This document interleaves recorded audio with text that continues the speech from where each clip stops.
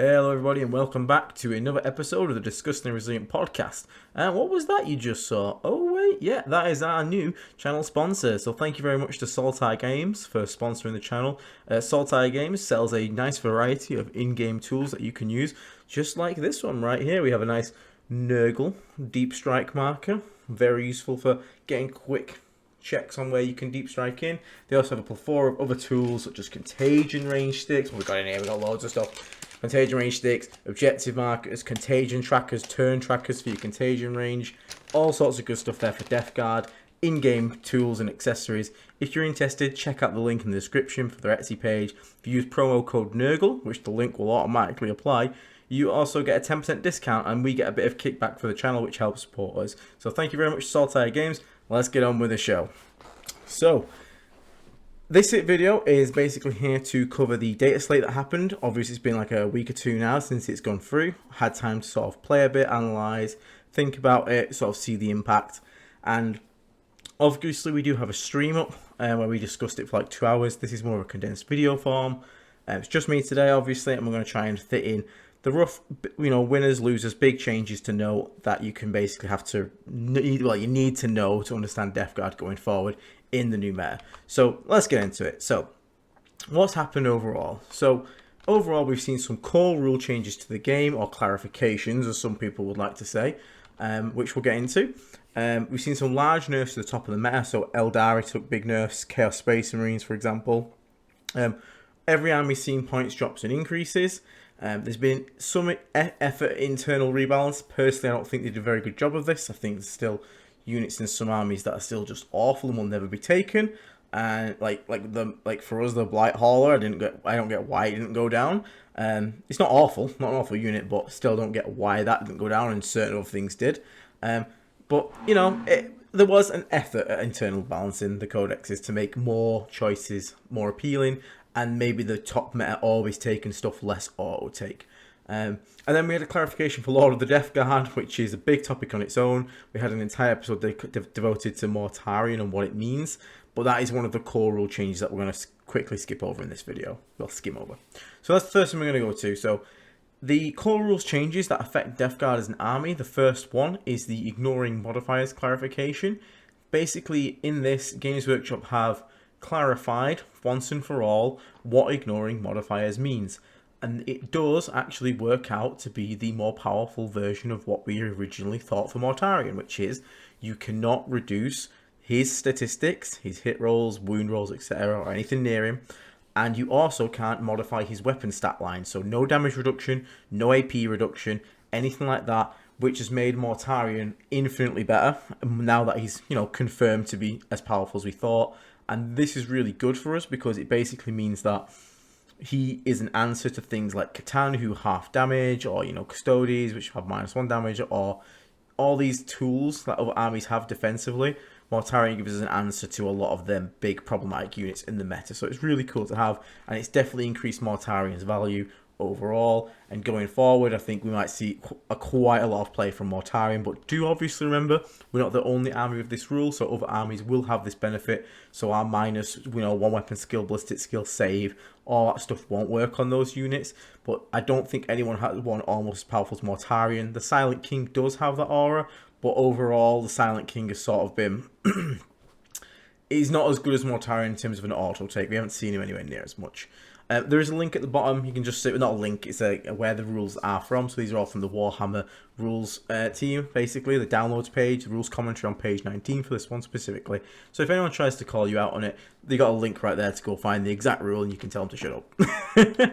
So, next change is to sticky objectives. So, this one's annoying and I really didn't feel like it was necessary. But previously, our sticky objectives, even if an opponent put 5 million OC on it, we wouldn't lose control of the objective until the end of the turn, because that's when the checks were done. So what this meant is we could deny them using certain abilities if they had to control an objective, but it also meant we could use our bonus stratagem abilities, such as Infected. So if you had an infected objective marker and you had a unit of Death Shroud on it, the opponent charged it with 40 OC or something stupid. Even though their OC is higher at that point of the phase, you can still use the stratagems that basically require an objective to be infected and you get all the bonus effects. Now this has been changed that even if the rules state it can't be controlled until the end of the turn, etc., that now all these checks are done every single time a phase ends and begins. So annoyingly, this does now mean that you can have a unit charge into your Terminators on a point. They then have more OC, the end of the charge phase happens, the check gets redone, we lose control of the objective, it becomes uninfected, which means then in the fight phase we can't use our empowered stratagems. It's quite annoying, kind of made objective secured a lot less valuable. Now it's really, the only value in it is you can leave an objective and still control it. It's not going to help you out in any mid-combat kind of scenarios like that. Kind of understand some people thought it was a bit of a feels bad, but kind of also give a bit of power to the rule. So really, sticky objectives is now kind of just nice to have, I guess, but it's nowhere near as good as I thought it was previously. So it sucks a little bit, but it is what it is. So do bear in mind our army rules taking quite a bit of a hit from this, and we will be losing control of our objectives much easier, which is unfortunate. The other thing they clarified was stacking effects. This one's just bonkers. It's just really not necessary in my opinion. Like, this wasn't needed in the game, but they have clarified that abilities that have the same name, excluding auras, so no auras work, so you don't think of minus toughness aura, that already doesn't work, can affect units multiple times. However, if they apply a keyword, it's not actually a keyword, it's just a term, such as suppressed, that condition can only affect the target once. Now, there's a lot of things that say, oh, that if you hit this target, it's pinned and get -2 move charge, or, -1 to hit. Now, there are some examples, though, which don't have this, which are kind of weird and kind of stupid. So, for example, in the example on the screen, 2 Great Unclean Ones can actually stack their ability to give a unit -2 toughness, which is then funny, because if you're bringing them as allies to Death Guard and you're nearby, you can give it -3 toughness, which is kind of funny, I won't lie. One of the funniest ones that we do have, it's not good, don't take this unless you're being an absolute meme lord and you want to just do it for the balls, he laughs.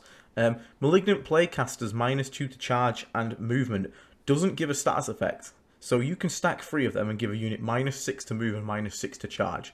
So you can have a unit of Terminators that basically can't move anywhere and basically can't charge anything. So if you actually manage to pull that off on someone and get a full unit of like 10 Terminators just stuck somewhere, please let me know, because that's actually hilarious. And I would love to know how your opponent's Salt felt. But this is kind of weird. The dumbest one is on Khorne Demons, who can now pick an enemy, like they can stack Rendmasters on Blood Thrones and give every single demon unit +3 strength, +3 attacks, +3 AP, +3 damage. So you can have like 5 Khorne Doggo, the best boys, doing like 40 million attacks. Like, it's like 40 attacks at like strength like 8, AP 5, or no, AP 4, flat 4 damage each, which is really bonkers, really stupid. It just shouldn't exist. There was no reason for this to come into the game, personally, in my opinion. But it is what it is, and just be aware this is something that can happen now. For some reason, yay, stacking effects. Woo.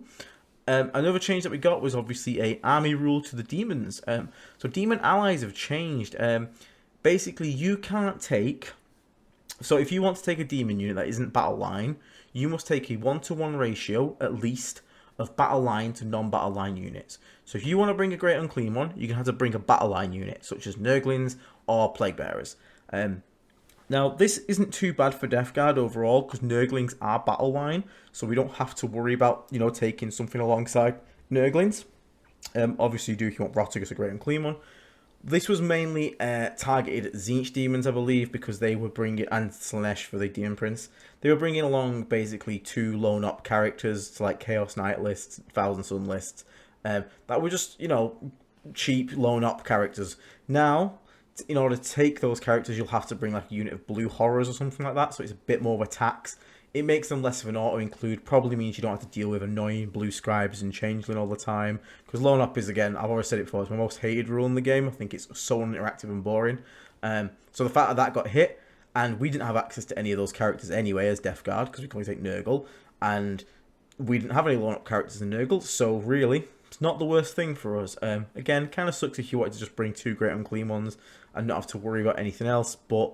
it is what it is. I don't even think you can bring 2 now, because they're 230 each, and then you need to bring at least a unit of Nurglings, and you're capped at 500 points, so that kind of sucks. I don't think you can bring 2 Great Unclean Ones anymore. So, unfortunately, that kind of sucks. But, it's not the worst thing. We can easily still bring Rotigus and, you know, a unit of Nurglings. So let's get to Death Guard specific changes. So we still retain our special contagions. They haven't gone anywhere. So you're still going to pick at the start of the game, -1 save, -1 weapon skill, ballistic skill, -1 OC, etc. The only change we got directly was our Biologist Putrefier is now limited to, we can only chuck 1 free grenade per turn. So every Biologist Putrefier still only can do it once per game. But what this means is we can't chuck 4 grenades in 1 turn. Which is sad because I did it twice at the ITT and it was still one of my favourite things to do because it's just stupid and funny. But it was kind of bullshit, I suppose. But one-shotting stuff like the Yinkan, Avatar, things like that, Catan, kind of funny. So now the max we can do in a turn is 2. So we get the 1 we pay a command point for, and then one our Biologist Putrefiers can do for free. So does this kill the Biologist Putrefiers? Absolutely not. The grenades were like the cherry on the top. It was quite rare as well. Sometimes you got 4 grenades off in a turn. But Biologist Putrefiers are mainly taken for the lethal 5s and the assault weapon. Because you can, you know, assault action, advance in action. You've got a good, decent shooting attack from him as well. He also has pistol keyword, so he can do actions in combat. And then he's got lethal hits on 5s and crits on 5s, so everything in his unit. So he's still amazing. This doesn't change him as a character. It just means you can't do the stupid grenade combo. So overall, fine with this change. Kind of saw it coming. I'm just kind of glad that's all that happened to the Biologist Putrefier. So the winners in our book. So obviously Modifiers is a huge winner. The rules clarification has obviously now made his aura much more powerful, much more impactful. Being able to ignore all the modifiers in the game. Again, have a video fully dedicated to this rule of Mortarion, so if you want to go and watch that, you can find it on the page. It's the last previous faction fundamentals. I don't want to go too much into it here because I have ragged on it in that video, how good it is. But it's a very powerful aura and Mortarion's probably going to be showing up a lot more. Bloat Drones went down 10 points. Bloat Drones were not a bad unit. They were just kind of overlooked. But they were still good at 100 points, so dropping to 90 for the profile they have is kind of crazy. Like, for, like, what is it, like 90, 180, 270 points, you can get 3 Bloat Drones for less than, like, a quarter of your army. And they're just kind of annoying. They're not, don't worry, they're not going to pick up entire units, but they're really good for mission play because they're hard to shut down. They are tough for their points because, you know, they got 3 up, 5 up invulnerable, toughness 9, 10 wounds, they're OC free, and they have some really good weapons. Like, all 3 weapon options are really good on them. You got the Flesh Maul for a lot of close combat damage, Plague Spitters are great for board control, and Heavy Blight Launcher is great for mission play and skirting the outskirts of a table. Overall, great, cool. I kind of wish Mythic Blight Halls also got this point drop to sort of reflect it, but unfortunately they didn't. They're still 100 each. But yeah, Bloat Drones, expect to see a lot more of them. Like I said, 3 for 270 is just absurdly cheap. Typhus, why? Don't know. Point drop, 20. He's now 80 points. If you weren't taking Typhus, take Typhus. He's already, in my opinion, was auto take. Now at 80 points, which is ludicrously insane for Typhus. To just pick someone and go like D6 mortal wounds, have it.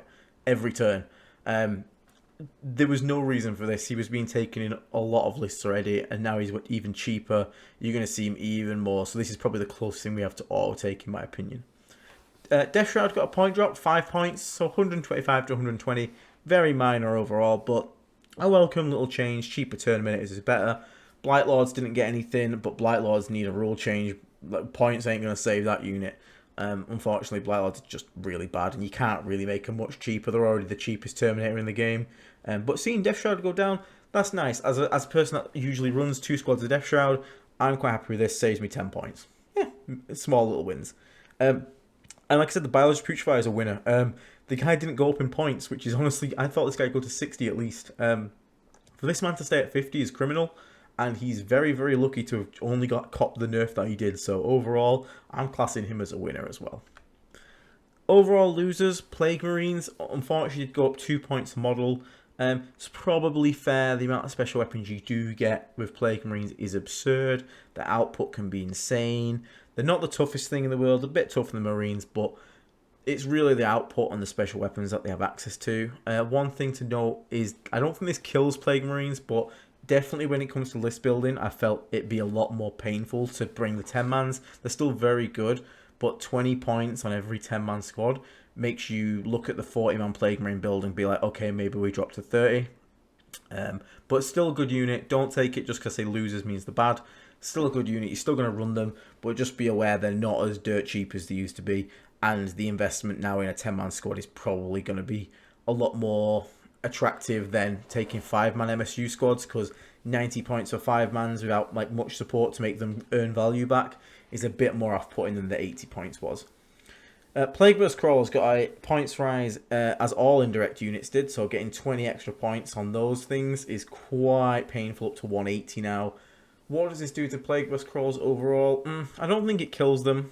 I think it's just a bit more of a question now whether we take them over the fact that there is other options that are much cheaper.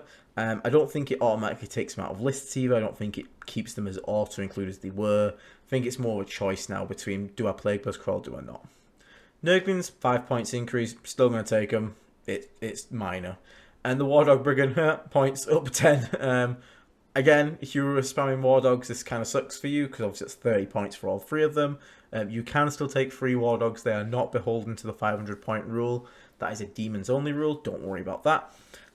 However, it does start to hurt, especially when you look at the price points on the, should we say, the meta list, the VSL list. You've got 60 points increase in your Plague Burst Crawlers, 30 points in your Brigands, and then your 40 Plague Marines is now 80 points higher. The list almost went to like 200 points, which is rough. Like, Death Guard didn't need that. But I think Death Guard's got enough range that we can swap out of this list, find another one, and still find success. So the impact on lists overall, let's have a quick sippy sip. That's one for you, Byron. Plague Marines, still great. They are genuinely still great. You're still going to enjoy taking Plague Marines, still going to get work done. I think personally this incentivizes me to bring the full 10-mans more. It's made me look at 5-mans not as nicely and maybe look at them being replaced by cultists. 90 points is 10 points away from 100, which is 2 full squads of cultists at that point. So if you're going for MSU style, the cultists just having 2 for the price of 1 is probably going to do better. I think when you're investing as many points as you are in Plague Marines now, you're probably going to want to be taking large bricks because your characters have to still go with them. So, you know, 50 points in an 80-point unit you could get away with, it wasn't that bad. 50 points in a 90-point unit, it starts to hurt when you start multiplying it. So I think now probably we're going to see a lot of like 2 by 10-man bricks and then nothing else for the Plague Marines. That's probably what I'm looking at. I'm still going to always take 1 10-man brick. Having a fights first brick is just always a great tool to have. Always a problem for your opponent has to deal with. But I think for now, where I was taking 4 or 5-mans before, I'm probably going to look at getting them replaced by like 20 cultists and maybe another unit of Nurglings and then using them points elsewhere in the list. Or maybe we go 2 10-man Plague Marine bricks. We don't know yet. We'll see. Plague Burst Crawlers. So Plague Burst Crawlers are weird. Indirect is still a powerful tool to have. It's still great. 180 points is getting to the point now where it's actually hurting. It's not auto take anymore, but they are still good. I think it depends where the meta goes. If the meta goes, okay, no Night Spinners anymore, indirect's dead, cool, we don't need to take all the rhinos. If you then lean super hard into the indirect to punish people adapting to that meta, you can catch a lot of people off and just get a lot of free wins just from that. But at the same time, it might not be the time for free Plague Burst Crawler meta. Maybe those points are just better spent elsewhere in the list. I can honestly see lists with Mortarion running 2 or 3 of these still. I'm personally thinking 2 is the number now. 3 is just all very expensive. 2 is still manageable. And with Morty there to offset the original, force to hit from indirect and whatnot, I reckon 2 Plague Burst Crawls with Mortarion support probably get roughly the same output and job done as 3 Plague Burst Crawls with no Mortarion. Because you're getting ignore the indirect penalty from the -1 to hit. So you're still hitting on 3s at indirect, and you're rerolling 1s to wound. So that together hopefully can make up for them only being 2, and we get the impact of 3. If you bring a Lord of Virulence, then maybe it can be like really powerful with just 2 of them. But 3 Plague Burst Crawls at the points to the right is just a big build around. Like if you're doing that, you have to commit to that idea of that list, and then probably make sacrifices in other departments, like you're not going to have a 10-man Plague Marine brick, so maybe it's just all cultists or poxwalkers, stuff like that. But it's going to be interesting. I don't think 3 Plague Burst Crawls is the pickup and put into a list that everyone started with anymore. I definitely think now you may be debating, do I take 3 and go full hog? Do I take 2 and go balanced approach? Or do I just scrap them all entirely? Which is obviously also a valid choice. Bloat Drones, again, 3 of these for 270. I can see triple drone builds popping up all over the place. You could go these to maximize just flamers everywhere. I know Epsy Pierce, who's been on the show before, he's going full flamer style at the moment. He's got flamers on his Plague Marine squads. He's got malignant playcasters for the flamers. He's got triple bloat drones with all the flamers. Triple plague burst with all the flamers. Just flamers everywhere. And he plays teams, so it's obviously a skew list, but it is interesting. I can see flesh mowers being everywhere as well. But I can also see myself personally, I'm taking a list to an event next week. I'm taking one bloat drone with the heavy blight launcher, because for 90 points to just sit on the outskirts, score me secondaries while plinking in some shots every so often is really great. And in the matchups where I need to be aggressive, it's a nice, fast, cheap skirmish unit that can go and apply Boil Blight to a unit for me, for example. But yeah, definitely expect to see bloat drones popping up in lists a lot more. Mortarion, Morty's back, baby. Morty's definitely going to be showing up a lot more of your lists. He's a great answer to problem units at the moment. Custodes, Crons matchups. I still think there is a question of Morty or Mortyless. 325 points still gets you a lot. You can get, almost triple Predator for that much. You can get double Predator and a drone. So there's a lot of options instead of Mortarion. But what Mortarion does bring to the table is answers to those matchups that you might just automatically lose to. So I'm definitely bringing Mortarion again, giving him a run for his money. But I don't think you have to. If you're not a Morty enjoyer, you don't like playing with big Primarchs, then I think you'll still be okay. But if you are a big fan of the big man, it's a great time to get him back on the table. Now, having a quick look at external balance. So this is just to sort of get a grasp of where the game's probably going to go. Big winners are Custodes. Custodes got a good change to Devastating Wounds being back on the menu for their Feel No Pain. Doesn't affect Death Guard at all. We do not care. We barely have any Devastating weapons. I think Mortarion spells like it. No one cares. But Custodes are also a popular army. It's quite easy to collect, so expect to see a lot of Custodes, especially where I live. Custodes are goddamn everywhere. So expect to see lots of Custodes players. Necrons dodged all the nerfs, didn't get any nerfs to them, probably because the Codex was just out. But expect to see lots of Necrons, lots of Catan. That book is primed to become the new Eldari, like top dog. So just be prepared, you're going to need answers for Necrons. Drakari got a new detachment, gives them a lot more play. Whether this is going to have an impact overall, and we're going to start seeing them on top tables, is yet to be seen. The damage output is increased. Their melee is now decent. However, they are still Drakari, which means they're still made of paper. Indirect absolutely hammers home Eldari. It's kind of gross. Sorry, Drakari, not Eldari.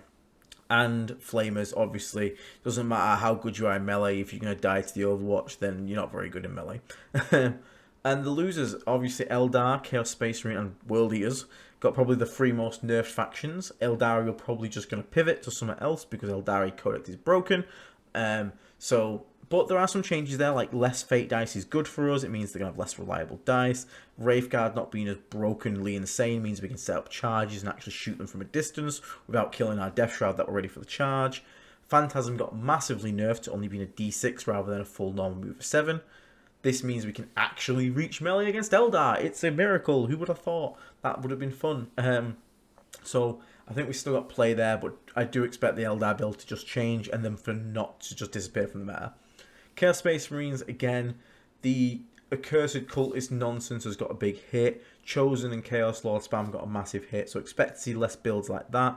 But you can definitely expect to see more Abaddon, Gunline, I'm just going to pick you up off the table. So damage, just going to go full on damage output. Forget secondaries, table the opponent. So we're going to have to be careful of that and really try and figure out builds to fight against those kind of Obliterator, Forge Fiend spam. And then World Eaters, again, World Eaters got slammed into the ground. I think it was because they create a lot of feels bad World Eaters. I think they're just badly designed as an army. No offense to World Eater players, like it's not your fault, but there's a lot of riding on just first turn, smash someone's head in off the board, and it can lead to a lot of negative player experience. But that is the creature that DW created. That is the way the army works, which they didn't like, so they've nerfed the crap out of it. So World Eaters were already a decent matchup for us. I've never really struggled into World Eaters. So to see them get nerfed is kind of a bit of a loss for us. Because more World Eaters in the meta, we were a good counter to World Eaters, means probably going to be less World Eaters for us to prey upon.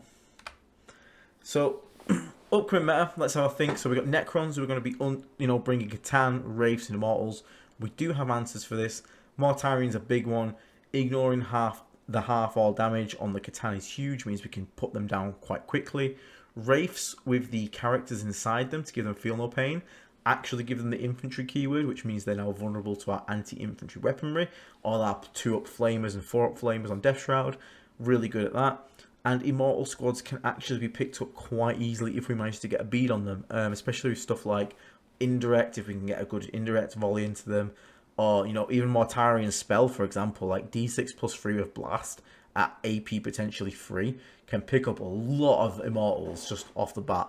So it's going to be an interesting one. It's a hard game still, but we do have answers for this army, and I believe we'll be probably one of the armies that are better to come up in the pairings against them compared to some others.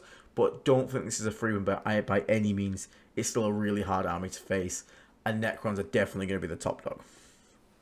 Custodes, again, they're going to be a popular army. We're going to see a lot more of them. Dev Wound change we don't really care about. It's a great matchup for us in general. -1 save, plus our flamers, just our Custodes nightmare.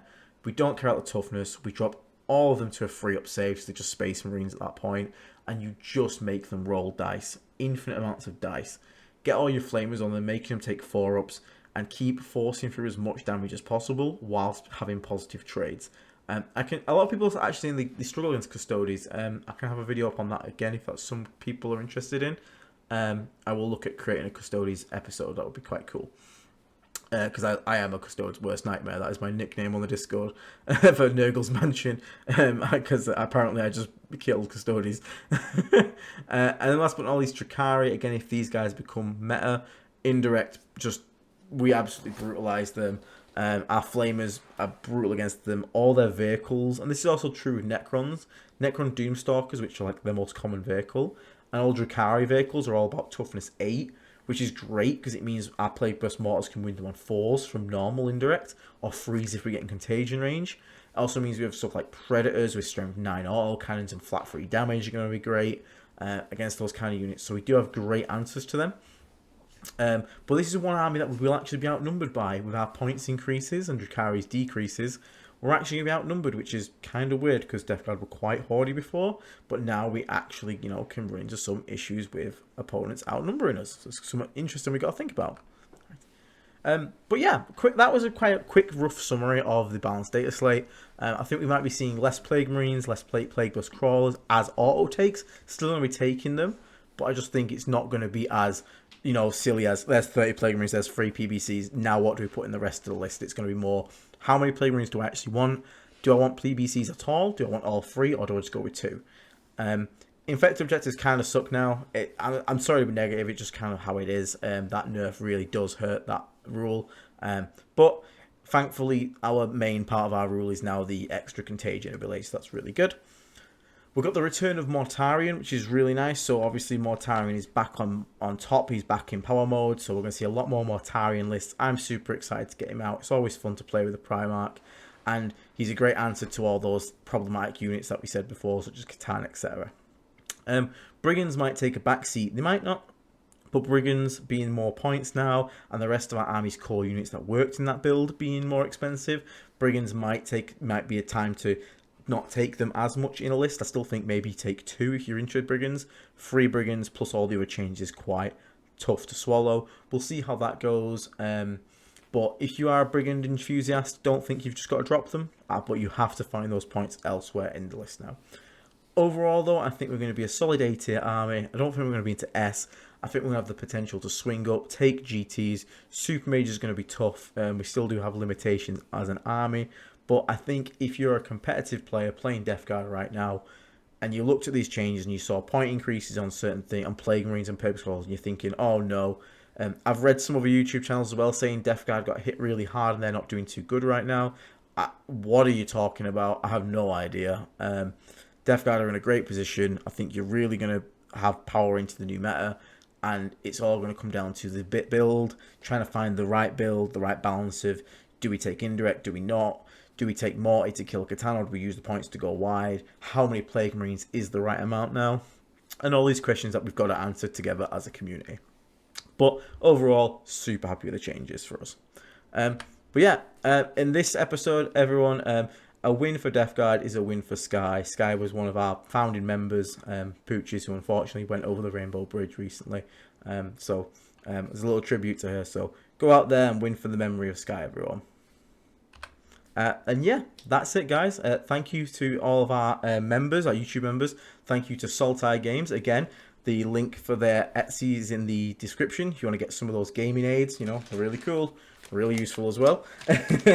We gave some of them away actually in a giveaway, which is quite cool. Vanguard Tactics, check those guys out if you want to up your 40k game, learn some new things and join a great community. I play for VT, DeathGuard Dave plays for VT. We don't let Will in. But they do coaching services. They sell master classes for certain codexes. You might even get coached by me if you're interested. We have an affiliate link with them in the description as well. Again, for both Saltite and Vanguard Tactics, any purchases do give the channel a bit of kickback and help support the channel, which is vastly appreciated. But if you're none of the things on the screen, don't worry about it. Thank you so much just for the view, and please leave a like and a subscribe because they really do help the channel grow. And I will catch you all on the next... Oh, wait, we have another giveaway coming up soon as well for members. So if you want a reason to become a member, because what would we describe the giveaway as, Nat? Cute. Cute. The giveaway is going to be cute. It's going to be DeathGuard, but it's going to be cute.